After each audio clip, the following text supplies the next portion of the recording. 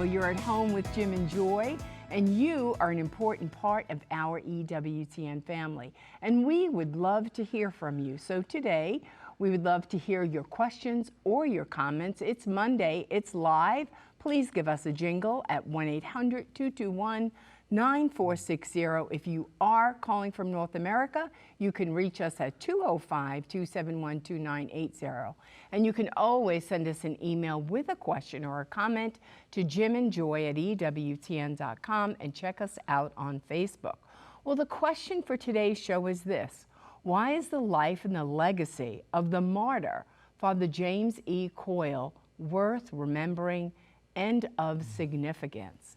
And so in the past, we have talked about Father Coyle. We will celebrate this Friday at the cathedral. August 11th, we'll celebrate his passing and his celebration, and that Mass will be at 10 a.m. at the cathedral in downtown Birmingham, and EWTN is going to broadcast it live. Father James E. Coyle Memorial Mass at 10 o'clock Friday, August 11th, and then we're also going to air the Father James E. Coyle Life and Legacy documentary right before Mass at 9:30 Central Time. So you have a great love affair with Father Coyle, and I know you want to share about his impact on your life and what he has done to you and through you, and the celebration of his great life. Maybe we'll get to do that, but we want to pitch first to a little promo on the life and legacy of Father Coyle, about the documentary that you'll get to see on EWTN come Friday, 9:30 Central Time, 10:30 Eastern Time. Let's go to that now. I discovered Father Coyle when I first moved to Birmingham, Alabama. This Catholic priest had been assassinated for performing what they thought was an interracial marriage. The killing took place in broad daylight in front of a street full of witnesses. It was like one of the trials of the century to see if a man would be prosecuted for killing a Catholic priest in the Deep South. And the answer was, yeah, they would get away with it. If you go into the jury room and throw out the evidence, you will have all the narrow-minded, redneck people come out and pat you on the back.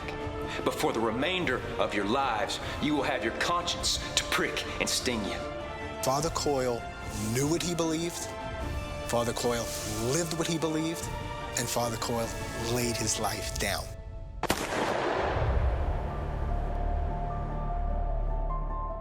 Many people may not know that much about Father Coyle, so the documentary which we put together is going to describe to you exactly who he was and what took place. An amazing Irish missionary priest who came over in the late 1800s to do missionary work here in the state of Alabama, South Alabama primarily. It was one diocese at that time, the Diocese of Mobile. Now we have the Diocese of Birmingham.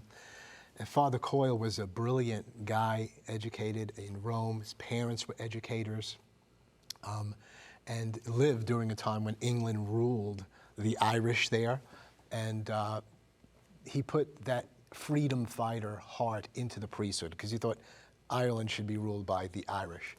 But came to this country, planted numerous churches, worked as a rector at a school down there, and then came up in 1904 to 1921 in Birmingham to St. Paul's, which is now the Cathedral of St. Paul. And he was a man for all people. And he was a man that had really respected the dignity of every human being. He started the first black school. He welcomed the Maronites, the Melkites, to give them room and space. He worked during this kind of industrial and coal revolution that was going on. And so people were coming from all over, different parts of the world, especially Irish people coming over, Germans, Italians, Middle Eastern people. So he loved all people, and he had that common touch. And then in about 1915 or so he was in 1904 to 21, 1915, there became a growing anti-Catholic bigotry. And it had to do with how you win elections, and to go anti-Catholic, and you mobilize other groups to vote for their candidate.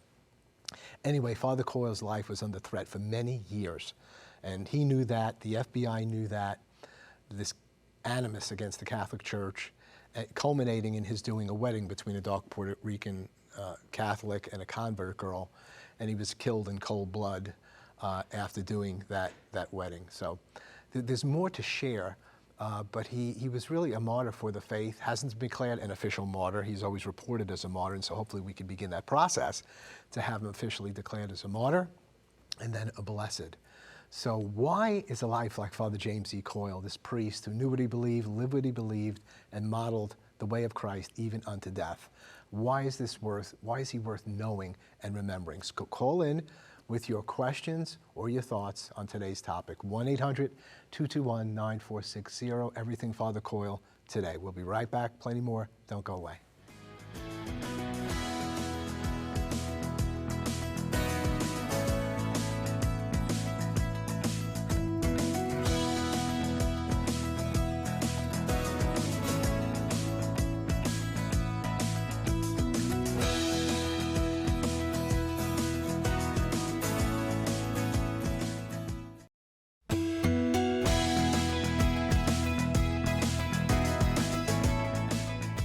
Welcome back. Well, remember that we're taking your questions and your comments on our show today. So if you're watching, it's Monday and we are here live. Please give us a jingle at 1-800-221-9460 outside North America.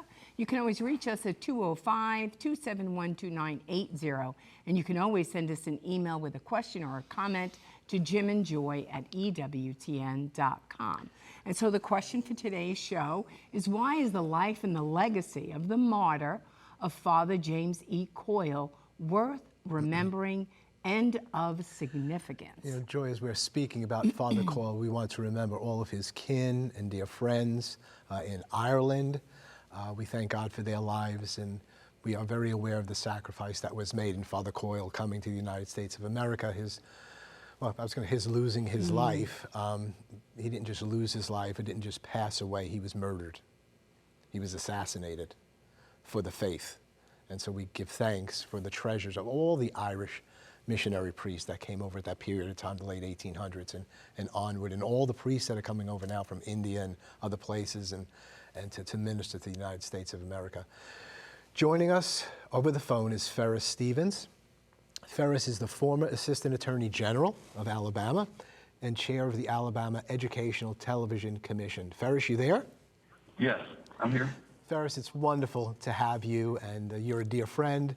Your family is long-time, Birmingham people, Alabama people. And it's not all that long ago. I mean, it's 102 years, but 102 years isn't all that long, a couple of generations there.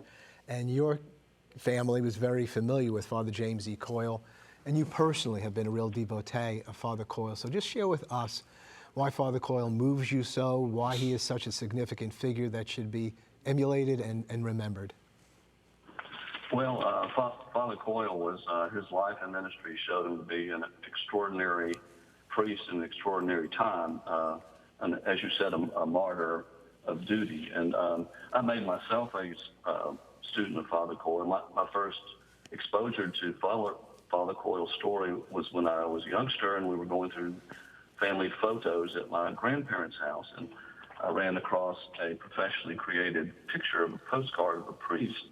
And I asked my father if that was relative. And he said, no, this was a holy pastor at St. Paul's who was murdered by an individual who was a minister because Father Coyle officiated the marriage of that preacher's daughter and a Puerto Rican Catholic. And he explained that the Ku Klux Klan created the postcard I had, and its unidentified members sold it door to door in the Catholic community after Father Coyle's murder to raise money so that the Klan could hire Hugo Black to get the murderer off. And so, at that time, when my father was telling me this, Hugo Black was a sitting member of the United States Supreme Court. And he explained some of Hugo Black's deceptive trial tactics. He would pull the shades down to make Pedro Guzman, the person that Ms. Stevenson had. Anyway, he made him try to make him look black, is what I'm saying. And so there's other personal connections I had as well. I grew up on Lakeshore Drive and on that site where Hugo Black took the Klan oath before 25,000 Klansmen. And I was baptized at Our Lady of Sorrows Church, and that's the parish where Ruth Stevenson became Catholic. So there's a lot of historical accounts out there, and there's a book by course, Sharon Davies and Rising Road in a shorter, condensed version by Judge William Pryor. And of course, there's the Father Coyle Legacy website. Father Coyle was an advocate for the poor, the sick, and the many thousands of immigrants who came to Birmingham area to live and work. And as you said, they had all Italian heritage, Irish, Lebanese, Spanish. Anti-Catholic wave was sweeping, and one reporter I read called it, at that time, Birmingham was the hotbed of anti-Catholic fanaticism. And so this was a booming steel town because it was the only place on earth where all three ores to make steel were found in abundance, iron ore, coal, and limestone. And so he came at a young age, and he became the face of Catholicism. He had prepared himself to do this job as a young man. He was a priest at 23. Yeah. And he eventually came here to then a mission area. He was very articulate in defending the faith and articles in the newspapers. He advocated for the dignity of every human life. And he would explain away in the newspaper by articles and letters to the editor attacks and misconceptions about Catholics. Yes. And he even used poetry, which is sometimes a more subtle instrument for for delving into the depths of the human condition. When we have confirmation, we receive the sacrament and we make a promise to defend the faith and words and actions for the rest of our lives. And anyway, he was a powerful example in the community. He tended the sick at St. Vincent's Hospital. And when he first came here, his inaugural sermon at Mass, he recorded he kept a record of his sermons, and it said he asked God for he and them to, in the great work before us in God's kingdom, to, quote, make the spiritual keep pace with the material progress of this great city, yes, and winning all hearts to it. That's true. And alongside that, you have the Ku Klux Klan who rebranded itself as a patriotic organization, and they would, as he explained the church, explained what was going on, and they would bring in converts that made them livid. And as you mentioned, the FBI told Bishop that there were credible threats that they were going to burn. The Klan was going to burn St. Paul's Church to the ground, and they constantly had threats against him. It could have seemed overwhelming to someone to come in and have to minister to thousands of people, and at the same time have to face those other thousands that were trying to harm you for yes, telling the truth of the faith. Yep. And so anyway, Ruth Stevenson was literally inclined, and she was intrigued with the Catholic faith and eventually converted. Yes. Many through the years have said that Father Coyle has all the ingredients of sainthood. And 102 years later, there's now we have a Father Coyle Knights of Columbus, an order of ancient Hibernians for Father Coyle chapter. And there's a Holy Name Society dedication in St. Paul's Cathedral for Father Coyle. And even the Birmingham Civil Rights Institute, internationally known, it has a separate dedication for Father Coyle. His story was 2 generations before the American Civil Rights Movement. Yeah. And of course, as you mentioned, there's a yearly Mass for the last few decades on August 11th to celebrate his legacy, yes, and pray for his repose. And understand that there's the local bishop, Bishop Stephen Reka, is open to discerning a cause, yes, for canonization in his regard. Yeah. Well, thank you, Ferris. Thank you so much for sharing your insights, giving us such a wonderful overview of Father James E. Coyle. Thank you, and look forward to seeing you at the Mass 10 a.m. Central Time on Friday. And we want to invite everybody who's in striking distance to come to the Coyle Mass. EWTN will cover that live, and to watch the documentary at 9:30 Central Time, 10:30 Eastern Time, on his life and on his legacy. So, and the bishop from Mobile will be celebrating Archbishop that Mass. Rhodey from the Archdiocese of Mobile is coming up. He'll be the celebrant, and he will be sharing. Archbishop Rhodey really understands the life and legacy of Father Coyle, and every one of his seminarians that goes to seminary before they're going to be ordained, he gives a copy of Sharon Davies' Rising Road. So go to fathercoyle.org, fathercoyle.org. That book is there. A shorter book that I've written on Killed in the Line of Duty is there. Other books, Father Coyle prayer cards, which are really beautiful. But Archbishop Rhodey gives a copy to every seminarian about to become a priest about Father Coyle, that priest that ministered in that diocese down south years ago, who would stand so boldly even when the FBI was saying they're going to kill you. The bishop at that time called Father Coyle down from Birmingham down there, and he said, look, you're in the papers all the time. You're challenging people to debates, what they have to say about Catholicism. And he was a great apologist of the faith and had respect for every expression of the Christian faith.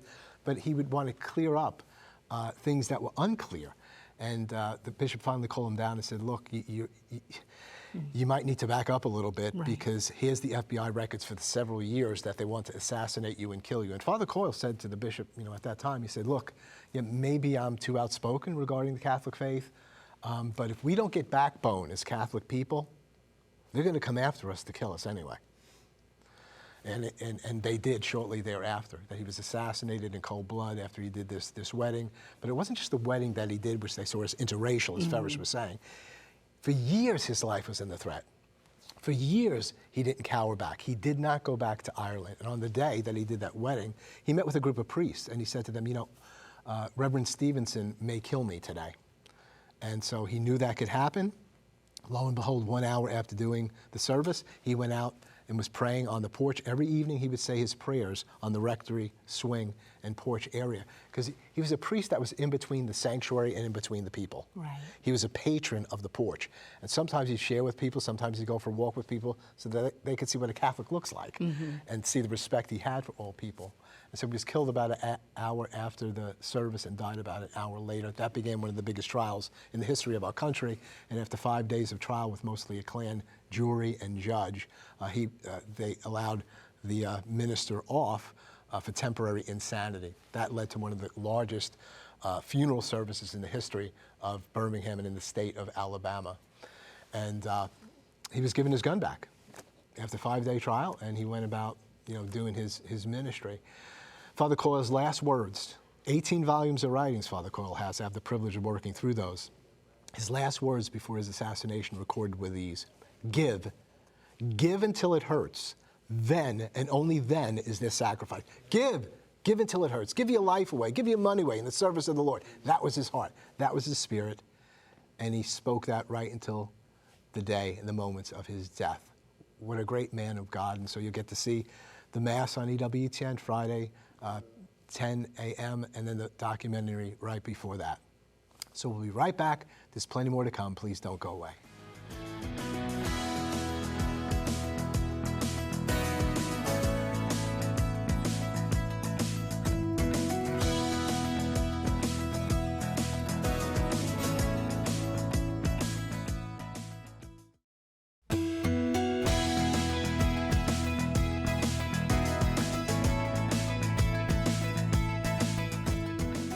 Welcome back. Well, before we wrap up today's show, we're going to go to Rome to check in with beautiful Joan Lewis. Now, Joan, what's the latest news from Rome this weekend? Well, greetings, Jim and Joy. Greetings from Rome.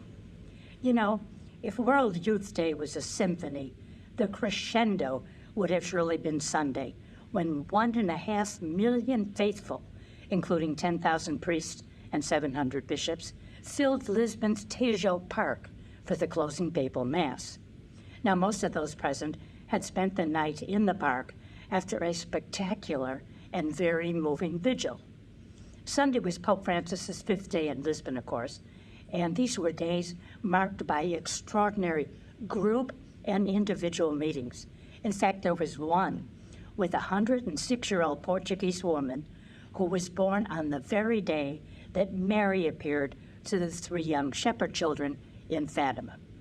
Now, in those 5 days, the Pope, he had heard confessions, he met with victims of sexual abuse, he addressed charity workers, he spoke at a university, he had lunch with 10 of the Youth Day pilgrims, and then he also presided at an interreligious meeting, and so much more. Now, Friday, as you know, Pope Francis presided at the Way of the Cross in Lisbon's Edward VII Park, and he reminded the 800,000 young people present that Jesus continues to talk to us today. He walks with us. He fills us with love and hope for each one of us. Saturday, of course, was extraordinary. The Pope was at the Fatima Shrine itself, and he prayed the rosary with 200,000 faithful, and they prayed for world peace. Now, of course, he reminded pilgrims at that meeting that Mary always comes in haste to our aid, and she shows us the way forward in our lives. Now, you have to ask yourself, in these days, how many times did the Pope go off script? He spoke with such passion from his heart. How many times in those days did the Holy Father, his face registered extraordinary emotions? Sunday, of course, the closing Mass, was the Feast of the Transfiguration. And here's some wonderful words that the Holy Father said Sunday. He said, we too need light, a burst of light that is hope. That light is Jesus. We become luminous, we shine. When welcoming Jesus, we learn to love like him. To love like Jesus makes us luminous, and that leads us to do works of love. And the Pope then asked young people, he said, shine, listen, and be unafraid. And then, using the Portuguese word for thank you, for gratitude, obrigado, the Holy Father focused on that concept. And he said, now, as we return home, the Lord makes us, in turn, feel the need to share and to give, to bear witness joyfully and eagerly to the good that God has poured into our hearts. Now, the Holy Father, of course, closed the 37th World Youth Day by announcing that the next one will be held in Seoul, South Korea in 2027. Well, that's it from Rome, all about Lisbon, of course. Back to you. Joan, thanks so much for that encouraging report. Join us next time for an interview with Patty McGuire Armstrong and Roxanne B. Salonen. Together they have written a book entitled, What Would Monica Do? We will be discussing how parents can look to the example of St. Monica for consolation and inspiration when bearing the cross of having children who have left the faith. We spoke about Father Coyle today. Let us be about him. Let us give and give until it hurts, because then and only then there's sacrifice. God bless you and all of your loved ones. Bye now.